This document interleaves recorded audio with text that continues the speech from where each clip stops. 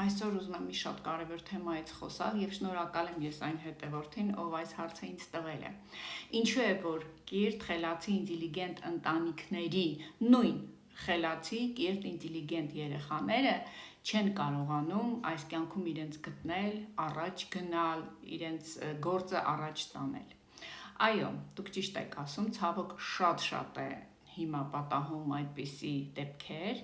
եւ հենց ինտելիգենտ ընտանիքներում հիմնականում 90 եւ ավել տոկոսի դեպքում այդպես է լինում։ Ես անգամ այդպես մի տերմին եմ մտածել ինտելիգենտ ընտանիքի սինդրոմ։ Ինչու են այդ երեխաները այդպես։ Տարբեր պատճառներ կան։ Պատճառներից մեկը այն է, որ ծնողները միշտ երեխաներին ասում են, որ դուք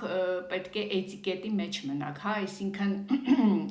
փորձեք, եթե ձեզ վիրավորում են, մի պատասխանեք կամ ամոթ է ինչ-որ բարձրաձայներ, ինչ-որ բաներ, այդ էտիկան խեղդում է այդ ընտանիքներում, հա, այսինքն պետք է ամեն ինչ ճիշտ անել, պետք է չափի մեջ լինել, որովհետև իրենց էլ են այդպես սովորեցրել։ Ես էլ եմ դրա միջով անցել, այսինքն իմ երեխաները, ես ինքս, մինչև որ եկել հասել եմ այլ գիտակցության, ես չեմ ասում պետք է անշնորհք լինել, բայց միանշանակ պետք է կարողանալ քո սահմանները պաշտպանել։ Այդպիսի ընտանիքներում բացակայում է, ես ման եկամ շատ այս ռուսական բառի հայկական տարբերակը չգտա, եթե ասեք շնորհակալ կլինեմ, պրաբիվնոյ։ Դա նշանակում է երևի, ինչ ասեմ, խիզախ, պնդաճակատ, համառ, հա, այս հոմանիշը։ Ցավոք այդպիսի երեխաների մոտ դա բացակայում է եւ բազմիցս ասեմ, նրանք կարող են լինել շատ տաղանդավոր, շատ խելացի, հանճարեղ, բայց նրա պատճառով, որ իրենք պրաբիվնոյ չեն, այդպես էլ մնան եւ ոչ մի բան չկարողանան անել։ Ես հորդորում եմ ծնողներին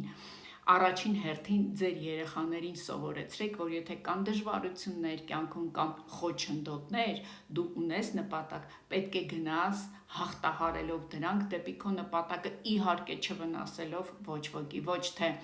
այ բալիկ ջան, լավ, ոչինչ,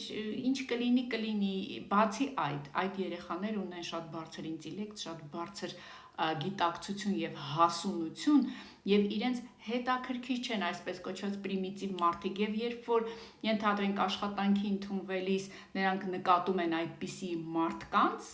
ենթադրենք ովքեր որ իրենցից հարցազրույց են վերցնում, իրենք միանգամից հետ են քաշվում։ Սա էլ է ինչ որ խոչընդոտ, այնպես որ ես վստահ եմ, որ դու կարող ես։